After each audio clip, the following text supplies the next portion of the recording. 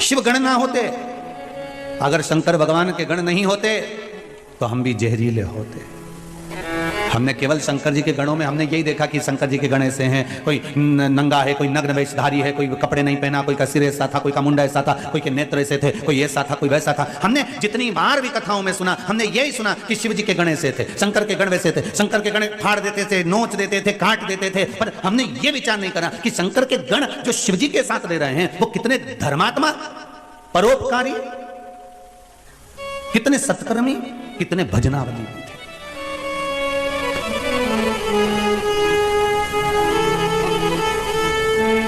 आप में से कितने लोग हैं जितने आस्था पर सुन रहे हो, जितने मोबाइल पर सुन रहे हो, फेसबुक यूट्यूब पर सुन रहे हो, कितने लोग हैं आप में से जो मंदिर जाते होंगे तो मंदिर में गंदगी देखकर वापस आ जाते होंगे? कोई है ऐसा? अगर मंदिर आप जाते हो शंकर जी के तो शिव मंदिर में जाते हो, अगर आपको कहीं गंदगी नजर आती है तो आप पोछा लगा कर आ जाते हो। ये चीज आपने शिव महापुराण से सीख ली कि शंकर के मंदिर अगर हम जा रहे हैं, शिव के मंदिर अगर हम पहुंच रहे हैं तो वहां पर एकदम सफाई रखना है, हमें शिव मंदिर में आनंद रखना है। अब भगवान शंकर की दृष्टि खुली क्योंकि स्तुति ऋषियों ने, संतों ने, साधुओं ने, साधकों ने, उपासकों ने करी, दृष्टि खुली। और जब दृष्टि खुली, जैसे ही दृष्टि खुली तो नंदी की ओर दृष्टि गई। भगवान ओघड़दानी भगवान शंकर ने देखा नंदी को, आवाज लगाई, नंदी।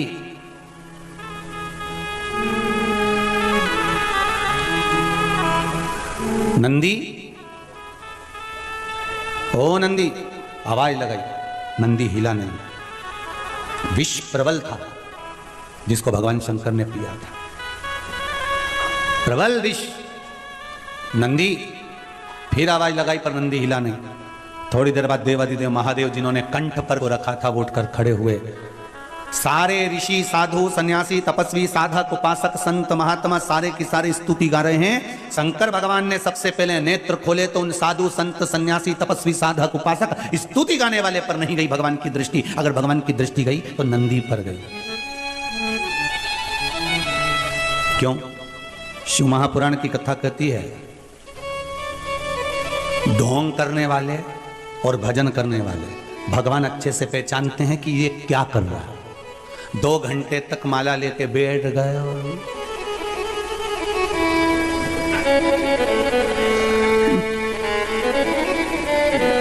भगवान को मालूम है कौन फूल लेकर आया है और कौन दिल लेकर आया है, भगवान को मालूम है। बिल्कुल नहीं बताया जाता भगवान को। भगवान को यह ज्ञात है कि कौन मेरे लिए आया है और कौन स्वयं के लिए आया है। एक बात जरूर कहूंगा, अभी शिव मंदिरों में जितनी तुम्हें भीड़ नजर आती है ना, ये दिखावे की भीड़ नहीं है, ये शंकर के गणों की भीड़ है, शिव के भक्तों की भीड़ है, ये शंकर के भक्तों की भीड़ है। ये दिखावे की भीड़ नहीं है शिव मंदिरों में। अभी जो तुम सोमवार के सोमवार दर्शन करते हो, शंकर भगवान के मंदिर में पशुपति व्रत होते हैं, सोमवार का आनंद होता है, लोग मंदिर में 5-5 दिए लगा कर जाते हैं। ये दिखावे की भीड़ नहीं है, ये दिल से जुड़े हैं भगवान शंकर से। इसलिए शायद मेरा भोलेनाथ, मेरा ओघड़ी, मेरा शंकर दिल से देता भी है। एक पत्र आया बड़ा सुंदर है।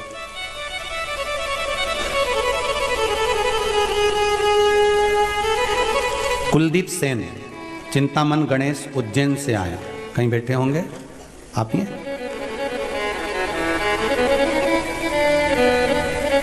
जरा खड़े होइए, माइक दीजिएगा। आपने लिखा है कुलदीप जी कि शादी के लिए 3 वर्ष से घर के लोग परेशान थे, आपने लिखा है। हाँ लिखा था। अब विवाह का क्रम हुआ? हाँ हो गया। हाँ। यहाँ पहले आए थे आप? हाँ आए थे 22 तारीख 22 अक्टूबर को आए थे। हाँ। और दूसरी बार अभी आए हो जनवरी है। हाँ। अक्टूबर, नवंबर, दिसंबर 3 महीने में बाबा ने वापस बुला लिया। हाँ। विवाह हो गया? हो गया। बाबा की बधाई, बहुत बहुत। बैठिए विराज जी। श्री शिवाय। शिवाय। बहू आई है साथ में? बहू आई है? अच्छा दोनों आए हैं। श्री शिवाय नमस्तोभ्यम। बहुत बहुत धन्यवाद, बधाई। बाबा की कृपा है। शिव उपासना में इतना विश्वास जरूर है मेरा ये शिव महापुराण के प्रति समझ लो, चाहे मेरे ओघड़दानी के प्रति समझ लो, मेरे शंकर के प्रति समझ लो, कि 2 साल से आप लगातार आस्था चैनल पर शिव महापुराण की कथा सुन रहे हो, और अगर मंदिरों में आप जरा रही है सोमवार की सोमवार, तो ये दिखावे की नहीं है, ये शंकर के गणों की भीड़ है, ये शिव भक्तों की भीड़ है। और दिल से विश्वास रखकर एक पत्र और बड़ा सुंदर आया है महाराज, देखिए।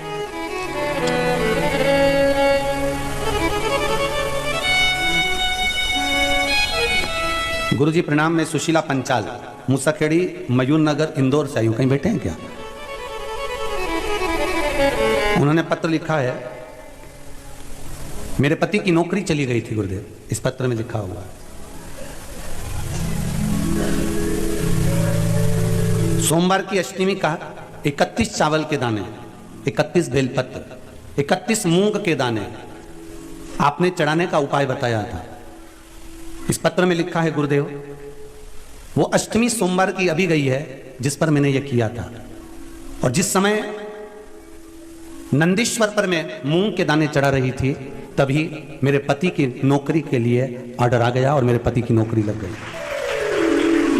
ये पत्र में लिखा है। बहुत बहुत बधाई हो। ओघड़दानी की कृपा है, इसलिए आप दिल से करो तो। अब बताओ सोमवार की अष्टमी कब गई है? अभी गई ना, अभी करे। अब आप लोगों ने उसको अनुष्ठान करा होगा और बाबा से विनय ही करी होगी। आप दिल से इतना विश्वास रखो कि शिव मंदिर में जो भीड़ बड़ी है, शंकर के मंदिर में जो लोग जा रहे हैं, ये दिखावे के नहीं हैं, किसी के द्वारा भेजे गए नहीं हैं, ये शंकर को दिल में रखकर, शंकर के दरवाजे जाकर शंकर को दिल से रिझा रहे हैं। ये शिव के गण के स्वरूप है। ये शंकर की निंदा नहीं सुनने वाले में से, ये शिव की निंदा नहीं सुन सकते। ये शंकर के भगत हैं, शिव के उपासक हैं, शंकर के भक्तों के आनंद में, जैसे नंदी, भृंगी, श्रृंगी, ये सारे जो शिव के गण हैं, उन नामों में मुझे विश्वास है कि जो शंकर की स्तुति कर रहे हैं, शंकर का भजन कर रहे हैं, शिव महापुराण को नित्य श्रवण कर रहे हैं, ये मेरा विश्वास कहता है कि ये भी शंकर के गणों की गिनती में ही आएंगे। ये पीछे नहीं हटने वाले, ये शिव के अपने हैं, कोई दूसरे नहीं। नंदी, भगवान शिव का ध्यान किसी पर नहीं गया, ना साधु पर, ना संत पर, ना सन्यासी पर, ना तपस्वी पर, ना साधक पर, ना उपासक पर। भगवान शंकर का अगर ध्यान गया तो सीधे नंदी पर गया। क्यों? क्योंकि भगवान को यह मालूम था कि ये स्तुति कर कर चले जाएंगे, पर सबसे प्रबल अगर किसी ने काम किया है, इन्होंने तो शिव जी के नेत्र खुले कब करी, क्योंकि मैंने विष पिया। पर इससे भी प्रबल अगर काम किसी ने करा है, संसार के लोगों को बचाने का काम करा है, तो ये जो नीचे बूंद गिरी है, इस बूंद को जो नंदी ने चाटा है, इसने सबसे प्रबल काम किया। स्तुति करने वालों से ज्यादा प्रबल है कर्म करने वाले। अरे भाई, स्तुति करने वालों का तो क्या है, जिसके गले में माला आती है लोग स्तुति उसी की करने लगते हैं। बोलो सही है कि गलत है? तुम्हारे नगर में, तुम्हारे क्षेत्र में, तुम्हारे मोहल्ले में जो एमएलए का चुनाव लड़ रहा है, जो सांसद का चुनाव लड़ रहा है, जो मंत्री का चुनाव लड़ रहा है, जो अध्यक्ष का चुनाव लड़ रहा है, जो उपाध्यक्ष का चुनाव लड़ रहा है, कोई पार्षद आदि का चुनाव लड़ रहा है, तो जो जीत गया, सारे घर के लोग, परिवार के लोग, मोहल्ले के लोग, नगर के लोग पहले दूसरे को माला पहनाते थे, वो हार गया, उसको ना पहनाकर किसको पहनाएंगे? जो जीत गया उसको। और उसके बाद भी अगर कोई दूसरा जीतता है तो लोग उसको पहनाएंगे, उसके बाद भी कोई दूसरा जीतता है तो लोग उसको पहनाएंगे, फिर उसकी स्तुति करेंगे, उसका गुणगान करेंगे, उसका भजन करेंगे कि उसने ऐसा कर दिया। अरे स्तुति मेरे शंकर कर रहे हैं, मेरे ओघड़दानी, मेरे त्रिकालदर्शी, मेरे कैलाशी, मेरे शंभू कर रहे हैं। स्तुति और माला तो ये मिल सकती है, मना नहीं। वो कितने समय की होती है? थोड़े समय की।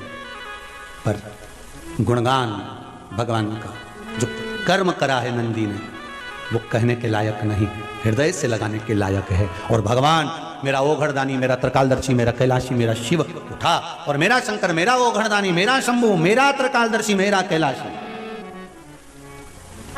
और एक निवेदन आपसे करें, जैसे हम कहते हैं ना कि मेरा शंकर, ऐसा आपको भी दिल से कहना चाहिए। जम के बोलो, मेरा शंकर। एक ही तो है जिसको अपन मेरा कह सकते हैं,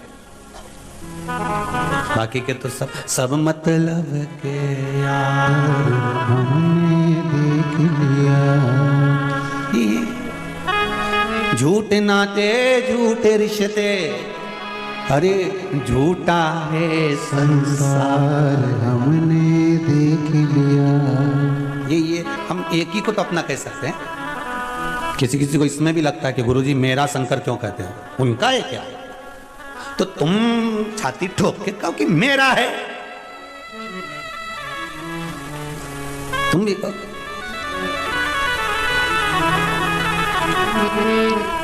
क्यों?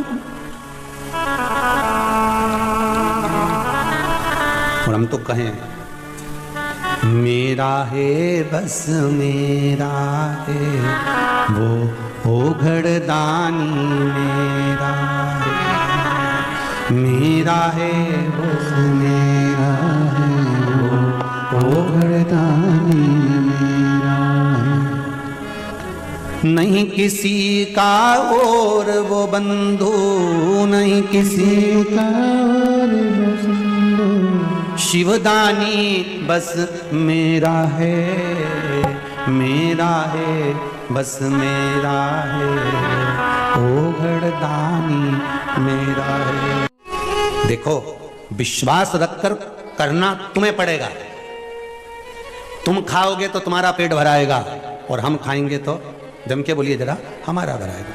बेटा खाएगा बेटे का, माँ खाएगी माँ का, पिता खाएगा पिता का, भाई खाएगा भाई का, दोस्त खाए दोस्त का। प्लेट सामने रखी है, ठीक है, और प्लेट सामने रखी है तो क्या पेट भरा जाएगा? जम के तो बोलो जरा, भराएगा नहीं। प्लेट रखी है और पेट नहीं भराएगा। खाना पड़ेगा, कर्म करना पड़ेगा, रोटी का टुकड़ा तोड़ना पड़ेगा, मुख में डालना पड़ेगा। मुख में डाल भी दिया तो दांत से चबाना पड़ेगा, जिह्वा से उसका स्वाद लेना पड़ेगा, गले में उसको घटकना पड़ेगा। महाराज, कर्म इंद्रियां भी कर रही है तो कर्म अपने को भी करना, कर्म प्रधान है। गीता जी में भगवान कृष्ण कहें कर्म प्रबल।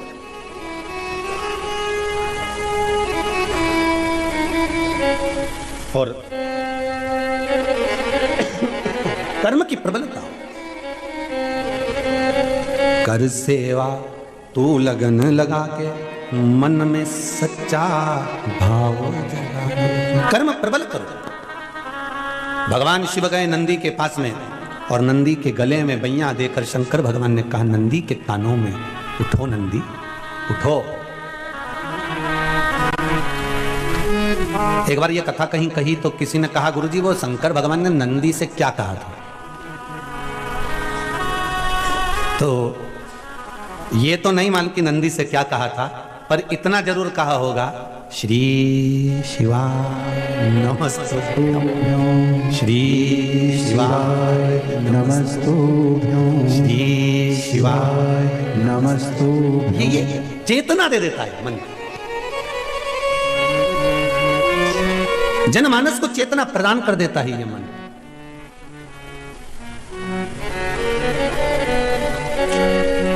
नंदी उठा, शिव जी को देखा, आज भोलेनाथ जी मेरी पीठ पे बैठने की जगह मेरे गले से लगे हुए हैं।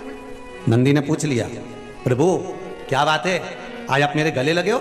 शंकर भगवान ने कहा नंदी, आज तूने सिद्ध कर दिया कि शिव का गण कैसा होता है।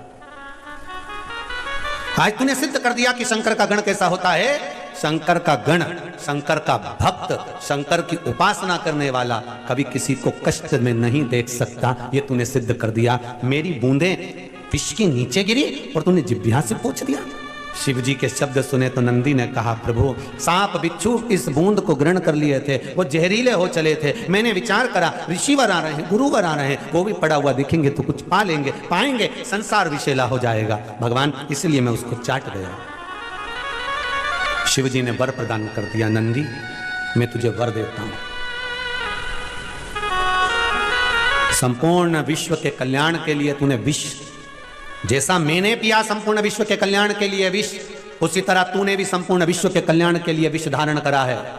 जहां शंकर रहेगा वहां तू रहेगा। और सुन नंदी, संसार में जिसके दरवाजे पर तू लेकर जाएगा, ये शंभु वहां उतर कर उसका कल्याण कर कर आएगा। ये शंभु शिव कह रहे हैं नंदी। इसलिए निवेदन है, कई लोगों ने कहा गुरुजी आपने सोमवार के अष्टमी के दिन नंदी के सामने मूंग क्यों चढ़वाई 31 दाना? तो उसका वर्णन शास्त्र आनंद में कर रहा है साहब।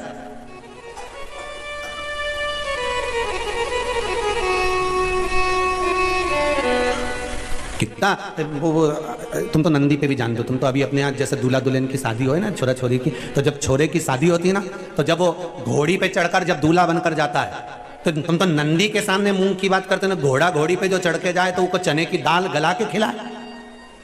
तो अब तुम वो दूल्हे की माँ से पूछो, क्यों रे माता जी, काकी जी ने, बुआ जी, तुमने इसको चने की दाल क्यों खिलाई? नहीं पूछो वो घोड़ी के क्यों खिलाई, वह घोड़ा के क्यों खिलाई? पूछा जाए जरा कि उस घोड़ा घोड़ी के चने की दाल क्यों खिलाई? तो क्या इसलिए खिलाई कि मेरा छोरा घोड़ी पे चढ़कर जाएगा, जिसके दरवाजे पर जाना है, इस चने की दाल को मैं खिलाकर भेज रही हूं कि कहीं इधर उधर पड़ा हुआ सामान ना खाकर मेरे छोरे को लक्ष्य तक लेकर जाना और जिसके द्वार जाना है वहां तक पहुंचाना। हमने नंदी पर 31 मूंग क्यों चढ़ाए? कि शंभो मेरे हृदय की बात को याद रखना भोलेनाथ, मेरे नंदीश्वर भगवान, मेरे चित्त में जो मन में चल रहा है इसको लक्ष्य तक पहुंचाना, और आप ही हो जो शंकर को मेरे दरवाजे तक लेकर आ सकते हो, इसलिए मूंग चढ़ाए। आप हो जो शिव को मेरे द्वार तक ला सकते हो, कोई दूसरा नहीं।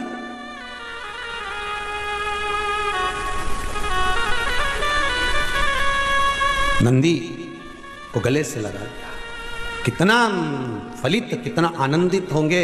इसलिए शायद शिव महापुराण की कथा कहती है, शंकर का अनुमोदन कथा शिव महापुराण वर्णन करती है, स्कंद पुराण में शंकर का पावन चरित्र कहता है। स्वयं भगवान शिव की लीला करती है कि एक बार रावण लंकाधिपति कुबेर को जीत कर आ रहा था, और रावण लंकाधिपति जब कुबेर को जीत कर आ रहा था, तभी बीच मार्ग में भगवान नंदीश्वर दिख गए, कैलाश पर गए, और नंदी को देखा तो हंस दिए। नंदी को देखकर हंस रहे कि बताओ, नंदी का मुख देखो, शरीर मनुष्य का है और मुख बेल का लगा हुआ है। अरे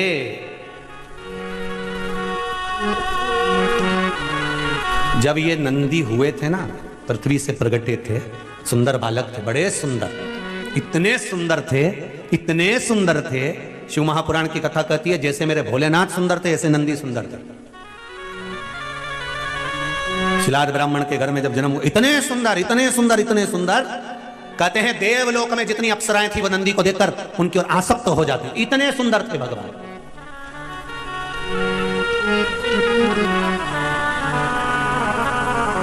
अब लोग कहते हैं ये गण ने कोई सी पुस्तक लिखी है क्या? हमारे यहाँ तो पढ़े लिखे लोग पुस्तक लिखते हैं, पर शंकर भगवान के गण कोई पुस्तक लिख सकते हैं क्या? कोई आंखों से 4, कोई मुंडा से 5, कोई 6, कोई का पाँव नहीं, कोई का हाथ नहीं, कोई का पेट नहीं, कोई की छाती नहीं, ये कोई पुस्तक लिख सकते हैं? हाँ, शंकर भगवान के गण नंदी ने एक पुस्तक लिखी जिसका नाम था कामशास्त्र।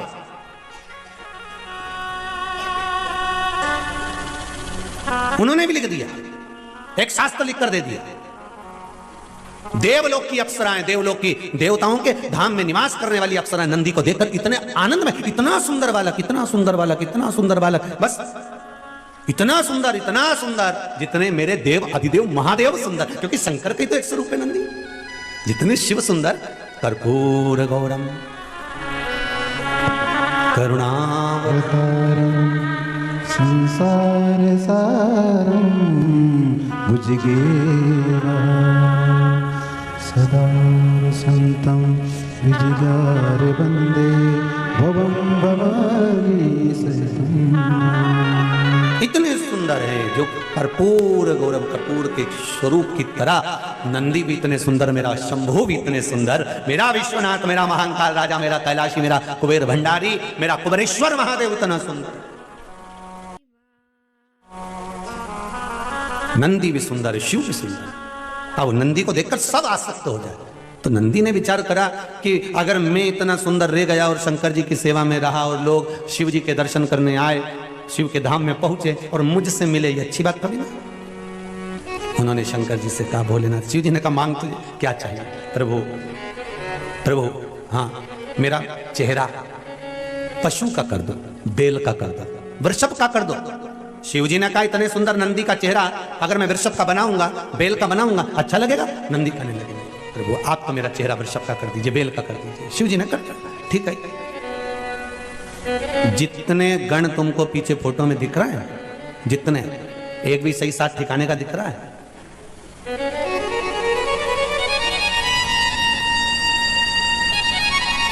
एक भी कहीं कहीं कहीं का ठिकाने का दिख रहा हो कि तुम किसी को, वो कौन सा सुंदरी का अवार्ड होता है? हाँ, जो भी हो भगवान, ऐसा कोई अवार्ड इनमें से एक आध को देना हो तो बता दो, जितने गण दिख रहे हो तुमको। शिव जी के गणों में कोई तो अच्छा सुंदर सब है, सब सुंदर है, तो कैसे कह सकते हो कि सब सुंदर है? तो शिव महापुराण की कथा में कहा है सत्यम शिवम सुंदरम, मतलब जो सत्य के मार्ग पर चलता है उसको शिव मिल जाता है, और जिसको शिव मिल गया उसका जीवन तो वैसे ही सुंदर हो जाता है। तो हमको लग रहा है कि ये सुंदर नहीं है, हमको लग रहा है कि इन्होंने रूप बदल कर रखा है, कोई 12 आंख रखे, कोई 12 हाथ रखे, कोई पांव रखा, कोई सिर रखा, पर इनकी सुंदरता भले हमें लगे कि ये सुंदर नहीं दिख रहा है, पर ये हृदय के सुंदर। संसार में 2 तरह के लोग होते हैं साहब, एक सुंदर तो बहुत दिखे, बहुत सुंदर साहब, अरे उनकी बहू ऐसी जोरदार, अरे उनकी बेटी ऐसी जोरदार, ने उनका छोरा इतना जोरदार, ने उनकी काकी ऐसी सुंदर, इतनी बढ़िया। फिर क्या, फिर वो ऊपर रह रही है पर नीचे रह रहा है, मतलब केवल चेहरे की सुंदरता थी पर भीतर की सुंदरता नहीं, भीतर की सुंदरता नहीं। महाराज खूब सुंदर थे नंदी। नंदी ने कहा नहीं प्रभु, मेरे को ये स्वरूप नहीं चाहिए, मेरे को तो आप पशु का स्वरूप लगा दो, वर्षभ का स्वरूप लगा दो, और मेरा ये स्वरूप बना दीजिए नाथ, मुझे ये स्वरूप नहीं चाहिए। भगवान ने कहा अरे नंदी तेरा स्वरूप बिगड़, नंदी रूप से मतलब नहीं, आप तो दाता तेरे चरणों के होना हमें दास है, तेरे चरण रज से बुझानी हमें कुछ नहीं चाहिए, आप तो अपना बनाकर रखो, जैसे हैं आपके रहें बस। भगवान ने उसको वृषभ का मुख लगा दिया, नंदी का मुख, बेल का मुख लगा दिया। महाराज सामने से लंकाधिपति रावण आ रहे थे, और कहां से आ रहे थे? कुबेर को जीत कर। अब कुबेर पर आक्रमण कर कर, कुबेर पर विजय प्राप्त कर कर कुबेर को जीत कर आ रहे थे, तो इनके भीतर अहंकार आ गया, लंकाधिपति रावण के भीतर अभिमान। जब कोई जीत कर आता है ना कुछ जीत कर आए, भले चाहे तुम चुनाव जीत कर आओ, चाहे पद जीत कर आओ, चाहे कोई वस्तु जीत कर लाओ, चाहे कोई सामग्री जीत कर लाओ, चाहे तुम कुछ भी। एक वो साधारण सा पहले होता था ना, ऐसे तख्त पे पाउडर का डब्बा रख देते, साबुन धर देते, ऐसा एक आध 2 सामान और धर देते, सरफ की थैली, और ऐसा उसमें रिंग रहता, ऐसा फेंकते,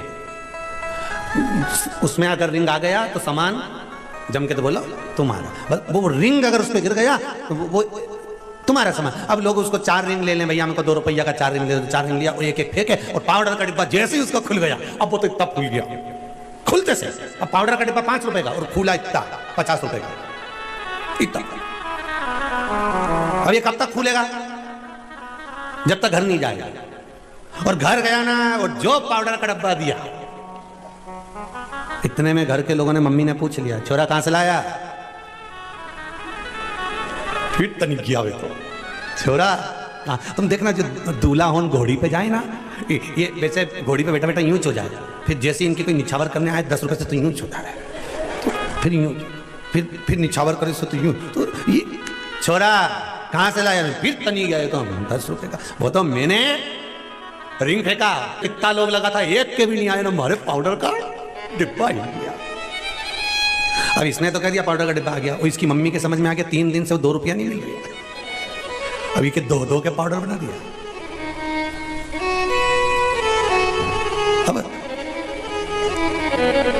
रावण को थोड़ा सा अहंकार आ गया। वैसे तो लंकाधिपति रावण को अभिमान तो था, बहुत था, पर आज विजय प्राप्त कर आ रहा है, आज जीत कर आ रहा है, कुबेर का खजाना जीत कर आ रहा है, कुबेर पद को जीत कर आ रहा है, और जो अलकापुरी से जीत कर आ रहा था, और सामने नंदीश्वर आ गए, भगवान शंकर के गण आ गए, और जो नंदीश्वर आए, जो शिव के गण आए, इसने क्रोध में आकर अहंकार की भाषा कह दी, अरे कौन हो तुम, कौन हो?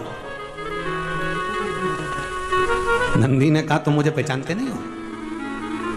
रावण नंदी को कई बार मिल चुके थे, क्योंकि रावण किसकी आराधना करते थे?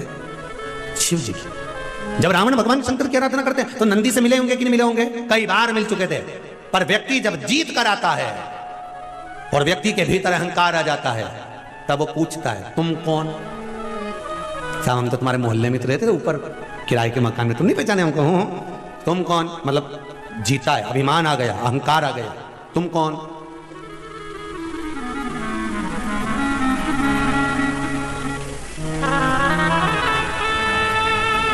हम तो आपके मोहल्ले में रहते हैं, हम तो आपकी कॉलोनी में रहते हैं, आपके क्षेत्र में रहते हैं, और आप तो हमारे यहाँ 2-4 बार आके चाय भी पी के गए और तुम ही पूछ रहे तुम कौन।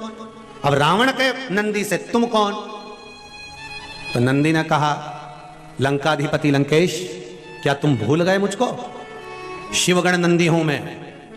इतने में लंकेश के मुख से निकल गया, हंसकर ठहाका लगाकर रावण ने कहा, रावण संहिता में लिखा है, आप पढ़ सकते हो। रावण संहिता में लिखा है कि लंकाधिपति रावण ने ठहाका लगाया, हंसा और हंसते हुए कहा, जरा अपना मुख देखा है तुमने? अपने मुख को देखा है आपने?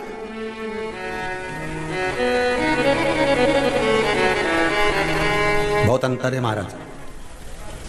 जो बार बार मुख दिखाने की बात करे ना, वो रावण है, और जो स्वयं अपना मुख दर्पण में देख ले, वो दशरथ है। दशरथ जी ने सिंहासन पर बैठकर दर्पण बुलाकर अपना मुख देखा था और देखा कि मेरे बाल श्वेत हो गए हैं। दर्पण दशरथ जी ने जो खुद का मुख देखा वो दशरथ हैं, जो स्वयं का मुख देखे वो राम है, जो स्वयं का मुख दर्पण में देखे वो कृष्ण है, जो दर्पण में स्वयं अपना मुख देखे राम वो दशरथ हैं, और जो दूसरे को मुख देखने का कहे वो रावण और कंस हैं। जैसे रावण ने कहा, विभीषण को भी कहा था, तुम मेरा होकर मुझे ज्ञान देता है, जा जरा दर्पण में मुख देख अपना। और रावण ने नंदी को भी कहा था, शंकर भगवान के गण को भी कहा, जा जरा दर्पण में मुख देख। जो बार बार दूसरे को मुख देखने का कहे, दूसरे पर उंगली उठाए, जरा मुख देख करा, जरा मुख देख करा, समझ लेना वो रावण ही हो सकता है।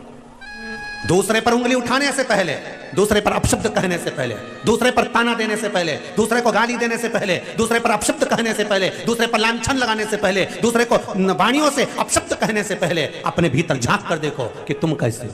दूसरे को दर्पण देखने का कहते हैं रावण।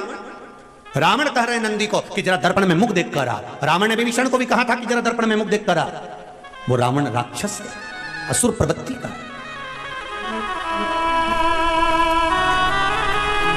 हम क्यों कहें, अरे तेरा ही दिया मैंने खाया पिया है, तेरा शुक्रिया है, तेरा शुक्रिया। हम क्यों कहें,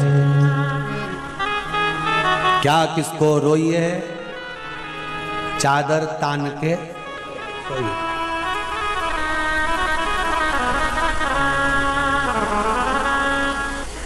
एक भक्त आया था आगरा से, 3 इधर चिपका गया, 3 इधर चिपका गया। एक में लिखा है, तेरा क्या होगा रे कालिया, और क्या किसको रोइए, चादर तान के सोइए। जो शिव महापुराण में बोलते हैं ना, वो उसने लिख के ले आया और चिपका के चले गए। तुमने कहा क्यों ये चिपका रहा है? हाँ गुरुजी, कभी कभी कथा नहीं होती है ना, तो लोग पढ़ के ही चले जाएंगे, नहीं सुनेंगे, पढ़ेंगे तो सर चिपका गया। अच्छा, शंकर जी के जितने भगत हैं नहीं, सभी इनसे कम नहीं, जो आए नहीं है सब इनसे कम नहीं हो सकते। और सब अब 8-10 माताएं मिलके वो कुआं के पास में वो पत्थर उन पड़े, उसी पे बैठ के घर से टिफिन लाई होंगी तो भोजन कर रही होंगी। हमने मन में सोचा, बताओ कैसे पत्थरों पे बैठी होगी, कैसे भोजन कर रही होगी, कंकरी कंकर तो सब है, कैसे विचार कर रही होगी। हमने अंदर से उसको बोला आकाश को कि आकाश बोल के आओ, थोड़ा अच्छी वाली जगह पे बैठ के भोजन कर लो, जहाँ पर अच्छी साफ जगह। तो वो तो कह नहीं, तो सब चल, सब चल। अब मन ऐसा दुख है कि एक आध लड्डू लुढ़क गया, मान लो कभी कभी हो जाता है उसमें।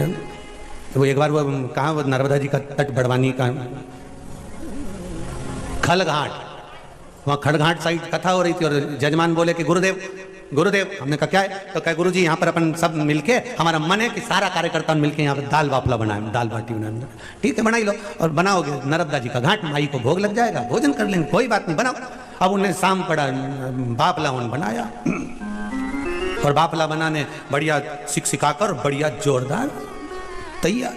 और जो तैयार ने सब जो खाना पड़े, बापला एक बाजू में बैठा था वहीं का सरपंच साहब, और जो बापला उसके पास आया और जो उन्हें बापला के तोड़ा, और तोड़ते से उनमें बाली बाल निकला, अब बाली बाल निकला। अब जो बाल निकला तो बापला घबरा गया, बापला में बाल।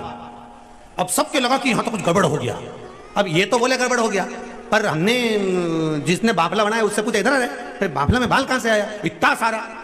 तो क्या एक बाफला हम बना के इसे रखे थे, वो लुढ़क गया तो आगे गया, तो हम गए तो हमने कहा भगवान का चमत्कार हो गया, एक की जगह 2 बाफला मिल गया। तो हमने कहा 1 से 2 कैसे हो गया? यही तो समझ में नहीं आया। नरब्दे हार, एक की जगह 2 बाफला हो गया। हमने कहा जरूर किसी बच्चे की बेचारा की जमाल उतारी होगी, लोया में भरी होगी, उसका गोला बनाया होगा, उके धरा होगा, और ये गया तो उके उठा के उबाल दिया होगा, गोला में खा ले।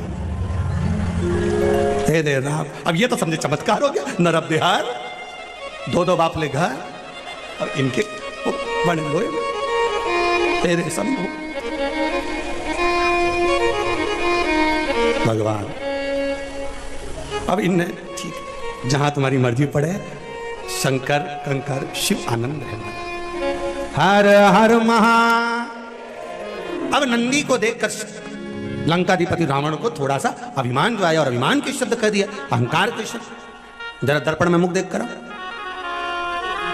जाओ जरा दर्पण में मुख देखो, दर्पण में अभिमान के शब्द। नंदी को क्रोध आ गया और नंदी ने कहा, अब देखो नंदी शिव के साथ रहते हैं, तो नंदी भले वृषभ का मुख लगा हो पर हृदय निर्मल है हमारा। सत्यम शिवम सुंदर, नंदी सुंदर है। जो शंकर की आराधना करने वाले होते हैं ना, शिव का भजन करने वाले होते हैं, शिव की आराधना करने वाले होते हैं, शंकर का स्मरण करने वाले होते हैं, शिव तत्व को जानने वाले होते हैं, शंकर के मंदिर जाने वाले होते हैं, शंकर पर 1 लोटा पानी चढ़ाने वाला, 1 बेलपत्र चढ़ाने वाला, शिव का अभिषेक करने वाला, शंकर का अनुमोदन करने वाला जो होता है, वो भीतर से, बाहर से कैसा भी दिखे जब, पर भीतर से वो निर्मल होता है, उसके भीतर कपट नहीं हो सकता, उसके भीतर कपट नहीं हो सकता, वो तो केवल भाव लेकर जाता है। तेरे डमरू की धुन सुन के मैं काशी नगरी आई हूँ, तेरे डमरू की धुन सुन के मैं काशी नगरी आई हूँ, तेरे डमरू